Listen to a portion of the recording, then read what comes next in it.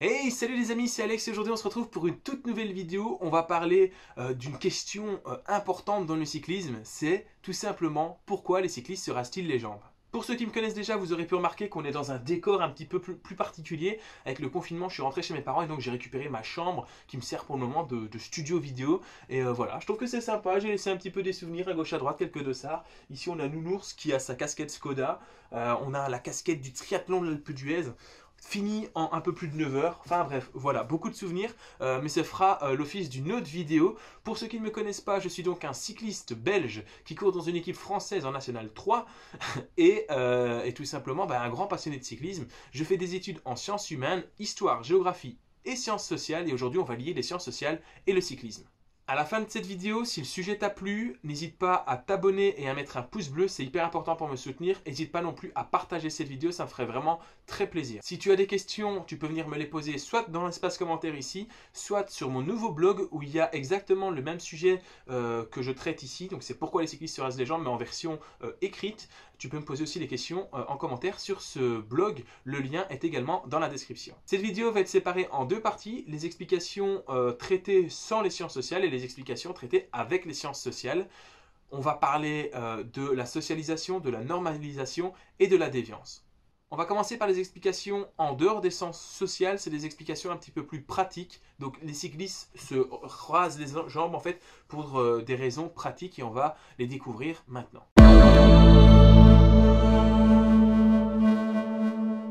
Eh bien, c'est tout simplement l'esthétique. On va pas se mentir, c'est l'explication la plus naze, mais c'est vrai que le muscle ressort mieux quand les jambes sont rasées, forcément, parce que les poils ne cachent pas la peau et les muscles. C'est pas pour rien que les bodybuilders, ils sont tout rasés. C'est tout simplement que ça fait ressortir le muscle, c'est plus joli. Et donc, les cyclistes, il y a une petite part d'esthétisme là-dedans. L'explication numéro 2 maintenant. Alors, comme beaucoup de sportifs professionnels, les cyclistes professionnels se font masser les jambes. Alors, il y a deux explications avec le massage. La première explication, c'est tout simplement que quand on est cycliste professionnel et que on a des poils sur les jambes, on se fait masser très souvent. Je ne suis pas cycliste professionnel, je dis on, mais c'est pas moi. Donc les cyclistes professionnels se font masser très souvent. Et donc, s'ils ont des poils sur les jambes, s'ils avaient des poils sur les jambes, le masseur, en fait, en passant sur les jambes, aurait les poils qui viendraient se coincer entre les doigts et ce ne serait pas agréable ni pour le masseur, ni pour le cycliste. Le cycliste aurait des poils qui pourraient être arrachés et le masseur, c'est pas agréable pour lui de devoir masser des jambes pleines de poils. Donc, c'est la deuxième raison pour laquelle les cyclistes se rasent les jambes. C'est tout simplement pour une question pratique au niveau du massage. D'ailleurs, cette explication, on peut la retrouver dans d'autres sports. Il n'y a pas que dans le cyclisme. Les footballeurs professionnels, les basketteurs professionnels, les marathoniens, tous les sportifs professionnels qui doivent avoir des massages de récupération, bien souvent, ils n'ont pas de poils, tout simplement parce que les kinés les massent très souvent. D'ailleurs, c'était pas prévu, mais en parlant de massage, il y a Cœur d'Essence qui fait des gels de massage ou des huiles de massage de récupération. Là, ça s'appelle Récup Sports parce que c'est un vieux pot, c'était l'ancienne marque, maintenant ça s'appelle vraiment Cœur d'Essence. Le lien est dans la description et tu auras 10% de réduction avec le code AMC10. Et voilà, tu peux aller acheter, c'est pas très cher et ça fonctionne super bien, moi je récupère super bien grâce à ça. La dernière explication, et celle-là elle est vraiment purement et simplement pour le cyclisme, mais c'est aussi une question de pratique, c'est que les cyclistes ça leur arrive de chuter sur le béton et quand ils chutent en fait ils sont très brûlés. Je crois que vous avez déjà tous vu des cyclistes brûlés et pour ceux qui sont cyclistes vous savez ce que c'est, donc ils ont ce qu'on appelle des pizzas, la peau est à vif et donc il se passe quelque chose si vous avez des poils sur les jambes à ce moment-là, parce qu'on chute souvent sur le côté, donc c'est souvent les cuisses qui ramassent et les bras, mais donc sur les cuisses si vous avez beaucoup de poils ou sur les genoux etc, vous pouvez avoir plusieurs phénomènes qui se passent. C'est premièrement, vous avez des pansements pour soigner la blessure, vous pourriez avoir des petits poils qui viennent se mettre dans la blessure, en fait en dessous du pansement. Premièrement, ça pourrait infecter les plaies, et puis deuxièmement, quand vous allez enlever le pansement et qu'il y a déjà une petite croûte qui est faite, si vous avez des poils, le pansement risque d'arracher les poils et les poils risquent d'arracher les croûtes et donc ça peut être extrêmement douloureux et justement le but des pansements et des soins c'est que la croûte reste et si vous l'arrachez avec les poils ça a aucun avantage et justement vous pourriez avoir des cicatrices. D'ailleurs moi j'en ai quelques-unes, on les verra pas ici à la caméra, mais j'ai quelques cicatrices sur le corps d'anciennes chutes. Donc pour éviter les infections et pour éviter d'avoir mal quand on enlève les pansements, les cyclistes se rasent les jambes, c'était la troisième raison. Alors c'est très bien, on a parlé de ce que vous connaissiez déjà. Maintenant, on va lier cette question, pourquoi les cyclistes se rasent-ils les jambes, avec les sciences sociales.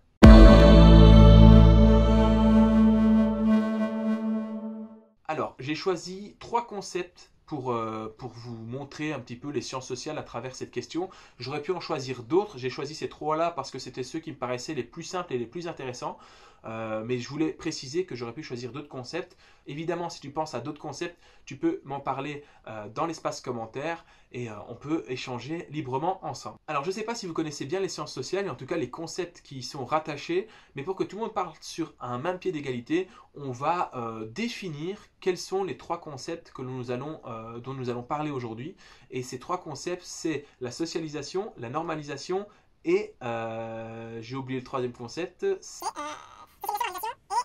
la déviance et la déviance. Donc on va parler de ces 3 concepts-là et on va les définir comme ça, tout le monde est au clair avec ça. Alors pour ces concepts, je prends mon ordinateur, comme ça je vais vous lire en gros la définition que j'ai écrite parce que je ne l'ai pas retenue par cœur. La socialisation nécessite l'acquisition et l'intériorisation des modèles culturels, des pratiques, des normes sociales, des codes symboliques, des règles de conduite, des valeurs de la société dans laquelle vit l'individu. La socialisation est induite par les contraintes imposées par la société, la famille, l'école, les pairs, etc. Et les interactions avec l'environnement social, elle permet de construire l'identité sociale. Donc en fait, en gros, la socialisation, c'est depuis que vous êtes tout petit, c'est les règles qu'on vous apprend, le code de conduite qu'on vous apprend pour être accepté dans la société dans laquelle vous vivez. Après, évidemment, si tu veux aller un peu plus loin, le blog est disponible et tu pourras retrouver vraiment plus d'explications sur les concepts. Mais ici, je fais simple, comme ça c'est compréhensible pour tout le monde et surtout, c'est rapide. Alors justement, quand tu es socialisé, on t'apprend des règles. Alors ces règles, elles font partie un petit peu de la norme. La norme, c'est un peu comme si vous entendez normalité, normal. Donc c'est ce qu'il faut faire pour être considéré comme normal dans la société dans laquelle on vit. Donc la norme, c'est un ensemble de règles qui construit, qui fédère un groupe d'individus ensemble, ou une société, ou les membres d'un pays, une communauté, etc. Elle peut être formelle, donc c'est-à-dire qu'elle est écrite dans les lois, ou alors elle peut être informelle, ça veut dire qu'elle n'est pas écrite, elle n'est pas obligatoire, mais bizarrement, tout le monde le fait.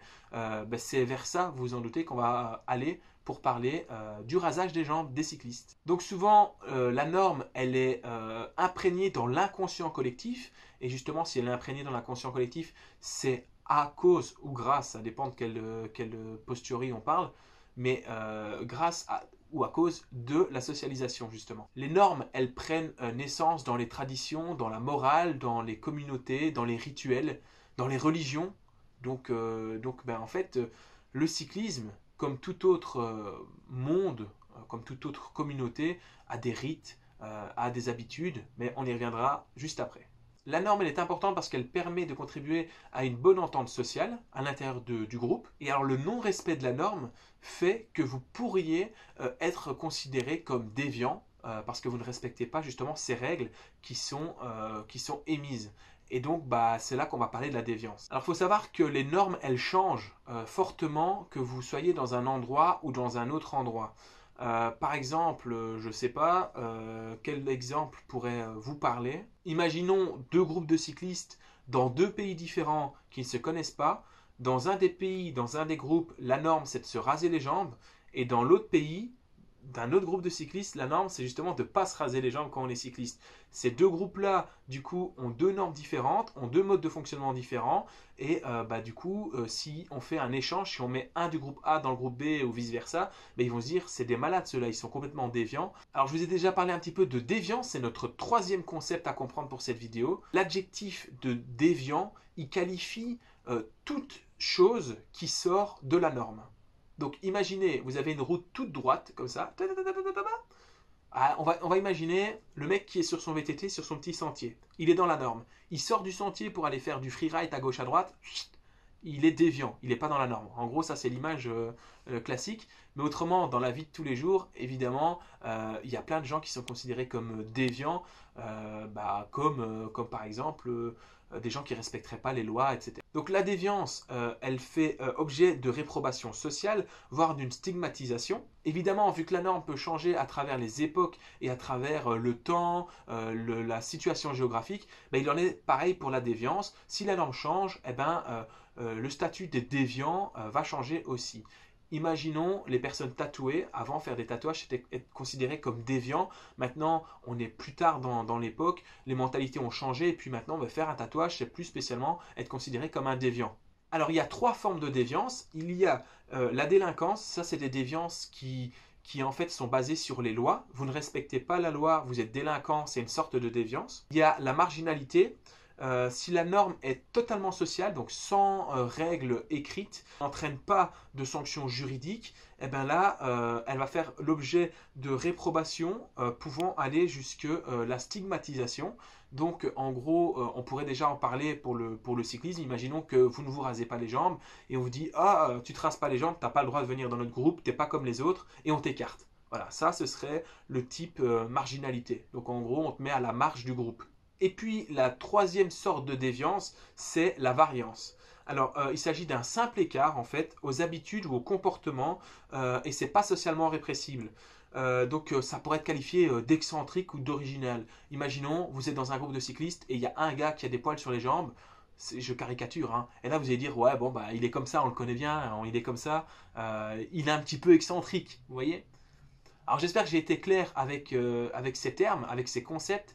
Tu peux aller dans le blog, tout est très bien écrit, peut-être que tu comprendras mieux parce que c'est assez technique à expliquer comme ça dans une vidéo. Et si jamais tu as des questions là-dessus, tu n'hésites pas à les poser en commentaire. Alors maintenant qu'on est au clair avec les concepts, il est important de répondre à notre question de départ, c'était pourquoi les cyclistes se rasent-ils les jambes? L'analyse sociologique. Alors, pour exposer ceci, on va imaginer un tout nouveau cycliste, un jeune cycliste de 10, 11, 12 ans, même 30 ans si vous voulez.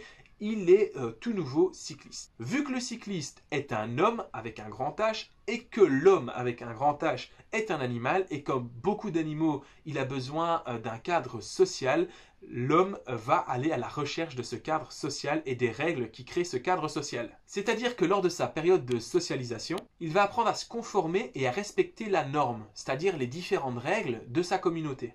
S'il est dans un monde de cyclistes et que la norme c'est de se raser les jambes, parce que tout simplement tout le monde lui dit qu'il faut se raser les jambes pour x, y raisons, parfois ces raisons sont vraies, parfois ces raisons sont fausses, mais on lui apprend à le faire. Donc il prend l'habitude de le faire parce qu'il veut être dans la norme et il veut être socialisé. Il faut savoir que ce jeune cycliste, avant d'être un cycliste, il a été un humain et depuis qu'il est né, on lui a appris des règles. En fait, on lui a appris à respecter la norme.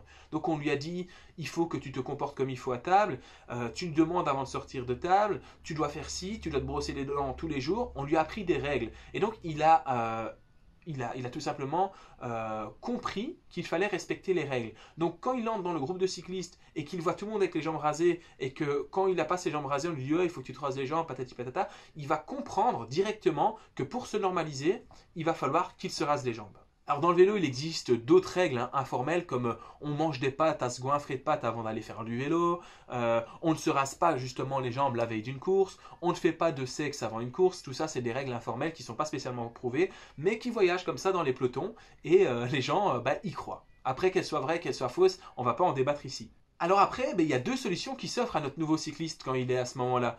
Soit il va se conformer à la norme, soit il va pas se conformer à la norme.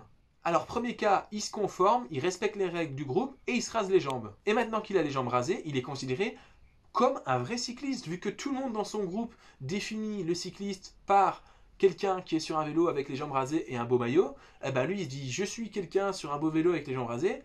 Eh ben je suis dans la norme, je suis un cycliste, je suis accepté par mon groupe. Soit il refuse de se plier aux règles. Alors on ne parlera pas de délinquance parce que comme vous l'avez compris, il n'enfreint aucune loi. Il n'y a pas une loi qui dit quelque part tout cycliste a l'obligation de se raser les jambes. Ce serait trop drôle en vrai, mais c'est pas le cas. Il n'y a aucune règle que ce soit nulle part. Enfin, nulle part dans le monde il est marqué que les cyclistes doivent se raser les jambes. Donc il ne sera pas considéré comme déviant, délinquant, vu qu'il respecte toutes les règles. On pourra parler de marginalité à partir du moment où son groupe va le mettre à l'écart, va le stigmatiser, parce que justement il n'a pas les jambes rasées. Et on parlera de variance à partir du moment où, comme je vous l'ai dit tout à l'heure, son groupe va juste dire il est étrange ce cycliste, il est un peu loufoque, il est un peu farfelu, il a des poils sur ses jambes.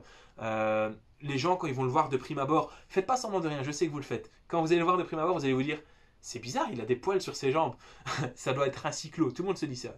Ça doit être sa première sortie à vélo. Non, non, les amis, il y a des gens qui font du vélo depuis des années et qui ont des poils sur les jambes, hein. Je vous rassure. Et donc cette personne loufoque, ben ça, ce sera la déviance de variance. Alors excusez-moi, j'ai dû changer l'angle de caméra, j'ai tellement parlé que j'avais plus de batterie. Pour conclure, ben en fait, chez les cyclistes professionnels et chez les sportifs professionnels, on se rase les jambes pour les 3 raisons que j'ai évoquées au début, c'est-à-dire dans le vélo pour les chutes, pour le massage et pour l'esthétique. Il faut savoir que le monde du cyclisme, c'est un monde dans lequel il existe énormément de codes pour pouvoir être acceptés.